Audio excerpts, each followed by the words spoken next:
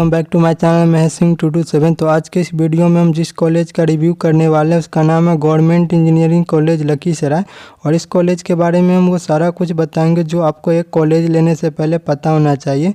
तो अभी तक आप मेरे चैनल को सब्सक्राइब नहीं किए तो प्लीज़ चैनल को सब्सक्राइब कर लीजिए और बेल आइकन को भी प्रेस कर लीजिए ताकि आपको बिहार इंजीनियरिंग से रिलेटेड जितना भी अपडेट होगा यहाँ पे मिल जाएगा।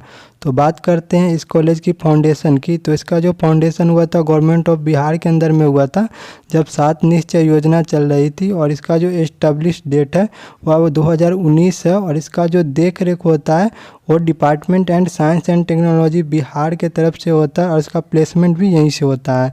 और बात करते हैं इस कॉलेज की साइट की। तो यहाँ पे इसका साइट है gclakhissaray.ac.in। यहाँ पे आप जाके कोई भी इंफॉर्मेशन कलेक्ट कर सकते हैं। उसके बाद है आपको अफिलिएशन की बात करते हैं तो ये अफिलेटेड है आपको Aryabhatta knowledge of university Patna से। और इसका जो अप्रूवल मिला है AICTE न्यू दिल्ली से। और बिल्डिंग स्टेटस की बात करते हैं तो वो कंप्लीट हो चुका है इसका बिल्डिंग स्टेटस का, अपना कैंपस में क्लास चल रही है तो वहाँ एडमिशन आप ले सकते हैं। और बात करते हैं ब्रांच एंड सीट डिटेल की। तो देखिए यहाँ पे सिविल इंजीनियरिंग की 120 सीटें है और मैकेनिकल के लिए भी 60 सीटें है और इलेक्ट्रिकल के लिए 60 सीटें हैं। और बात करते हैं न्यू ब्रांच जो इस बार ऐड हुआ है कंप्यूटर साइंस। तो कंप्यूटर साइंस इस बार ऐड हुआ है 2022 में और आर्टिफिशियल इंटेलिजेंस स्पेशलाइजेशन के तहत 60 सीटों पे इस बार से एडमिशन होगा। तो आप कंप्यूटर साइंस के लिए भी अप्लाई कर सकते हो। देन बात करते हो हॉस्टल के। देखिए हॉस्टल में बड़ा कन्फ्यूजन था, वहाँ पे बहुत मुश्किल से डाटा कलेक्ट किए। वहाँ पे एक ही हॉस्टल है और जिसका कैपेसिटी है 300 स्टूडेंट की। और वहाँ पे गर्ल्स के लिए एक हॉस्टल है जिसका कैपेसिटी है 150 स्टूडेंट की। देखिए एक ही हॉस्टल, अब जितना भी न्यू गवर्नमेंट कॉलेज बना है मैक्सिमम में एक ही हॉस्टल मिल रहा है। और उसमें आपको 4 मंजिला 5 मंजिला रहता है और उसी में आपको फर्स्ट ईयर से 4th ईयर तक बच्चे रहते हैं। तो वहाँ पर आपको मिल जाएगा फर्स्ट ईयर में हॉस्टल। और बात कर लेते हैं अवेलेबल फैसिलिटी की। तो वहाँ पे आपको हॉस्टल और मेंस की सुविधा मिल जाएगा, कंप्यूटर लैब की सुविधा मिल जाएगा। और देखिए कंप्यूटर लैब एक होता है आपको सिंपली लैब के लिए होता है और एक होता है स्टडी के लिए, तो वहाँ पे आपको दोनों मिल जाएगा। देन आपको लाइब्रेरी मिल जाएगा, वहाँ पे लैब मिल जाएगा, स्पोर्ट्स फैसिलिटी मिल जाएगा, वाईफाई मिल जाएगा। और एक और लिखा हुआ था इसके साइट पे मेडिकल फैसिलिटी। तो देखिए मेडिकल फैसिलिटी ज़्यादा अच्छा नहीं रहता है कॉलेज के, क्योंकि वहाँ पे बच्चे उसको लेना नहीं चाहते क्योंकि दवाई वगैरह होता है वो एक्सपायर हो जाते हैं और चेंजिंग नहीं होता है। और मेडिकल के लिए आपको बाहर जाना पड़ता है। तो मेडिकल सुविधा गवर्नमेंट इंजीनियरिंग कॉलेज का सही नहीं है। और बैंक जैसा लिखा रहता है बैंक भी नहीं रहता, इसलिए हम बैंक वगैरह नहीं डाले हैं। और जिम होता है तो उसमें आपको 2 डंबल 3 ये सब करके हॉस्टल में रख देगा, उसी को बोलता है जिम है। तो जिम भी वहाँ पे नहीं है।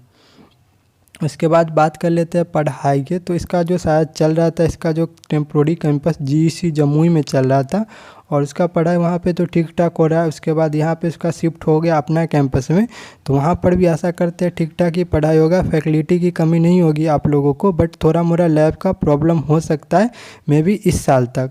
उसके बाद नेक्स्ट ईयर से आपका सब कुछ सही हो जाएगा। और आपको मैक्सिमम हो सकता है कि वहाँ पे गेस्ट फैकल्टी भी दिख सकते हैं और वहाँ पे आपको पढ़ाई लेकिन अच्छा होगा। तो बात करते हैं उसके बाद आपको फीस स्ट्रक्चर की। तो देखिए एडमिशन फ़ी वहाँ पे लगेगा आपको 3000 रुपये। 1 मिनट।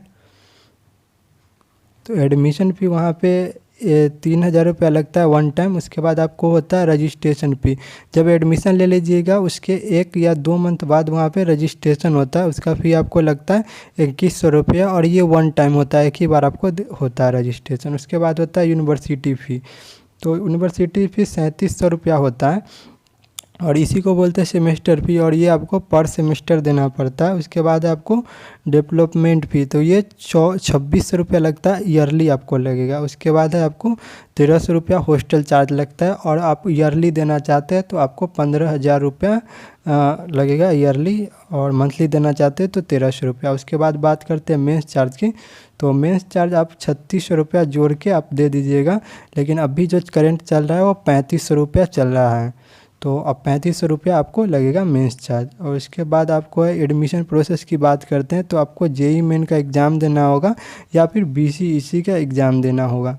देखिए बीसीईसी से एग्ज़ाम दीजिएगा तो आपको मैक्सिमम प्रोबेबिलिटी रहेगा कि आप कंप्यूटर साइंस या जो भी अच्छे ब्रांच है वो ना मिले, इसलिए आपको जेई मेंस यहाँ पे बेस्ट चॉइस है आपका। जेई मेंस के एग्ज़ाम दीजिए, उसके बाद यहाँ पे एडमिशन ले सकते हैं। और उसका जो काउंसलिंग होता है वो बीसीईसी बोर्ड के थ्रू होता है। इसके लिए एलिजिबिलिटी की बात करते हैं तो मिनिमम आपको 45% मार्क्स होना चाहिए 12th बोर्ड एग्ज़ाम में।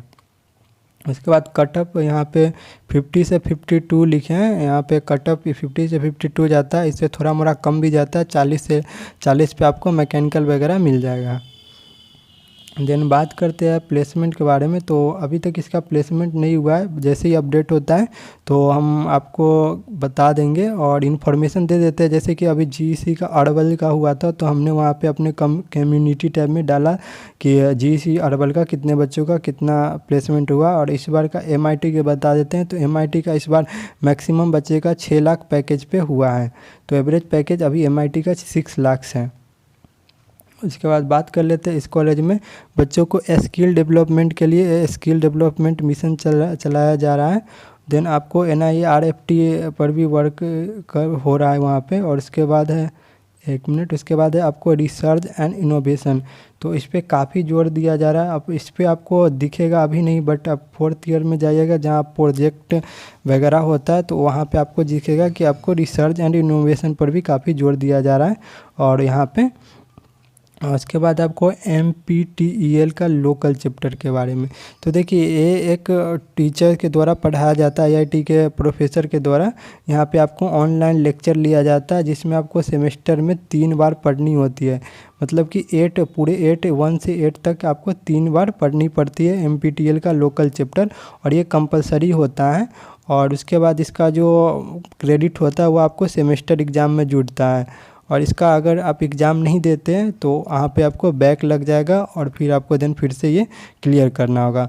और ये ब्रांच स्पेसिफिक सब्जेक्ट का ही एग्ज़ाम लेता है, और अदर भी दे सकते हैं बट सर्टिफिकेट देगा, लेकिन वो कॉलेज नहीं लेगा। आपको ब्रांच में जो पढ़ना है, जो स्पेसिफिक सब्जेक्ट आपके ब्रांच से रिलेटेड है, वही सब्जेक्ट का आप जमा कर सकते हैं।